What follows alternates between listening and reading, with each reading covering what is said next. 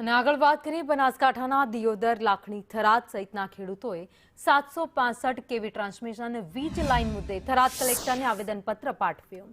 વાવના રાધા નેસડાથી ડીસાના મુઠેડા સુધી વીજ લાઇન નાખવામાં આવી રહી છે.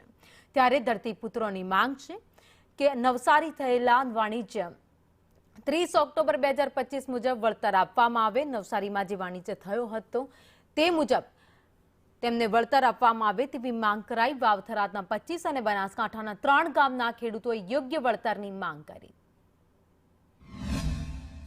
અમારી વેદના હતી કે રાધા નેસડાથી જે મોડેઠા જે 765 કેવીની લાઈન નીકળે છે એની અંદર અમારા નિર્દોષ ખેડૂતોના ખેતર આવે છે. હજી સુધી અમે મંજૂરી પણ નથી આલી, પણ આ પાવરગેટ કંપની વાળા કામ ચાલુ કર્યું છે.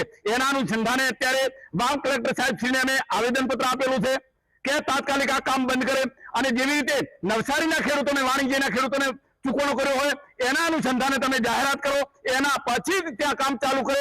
આવી સહાય આવે. જ્યારે સરકારે 44,000ની જાહેરાત કરી હોય અને જો 5,000 રૂપિયા, 8,000 રૂપિયા સહાય આપે, એ તો બાકીની સહાય ગઈ ક્યાં? એટલે સરકારશ્રીને અમે વિનંતી કરી છે, આવેદનપત્ર આપ્યું છે કે જે લોકોને સહાય તમે જે ફોર્મ ભર્યા છે એને આપી છે અને બાકીની રકમ એ નથી મળી, એ જલ્દીથી રકમ એ ખેડૂતોના ખાતામાં નાખવામાં આવે.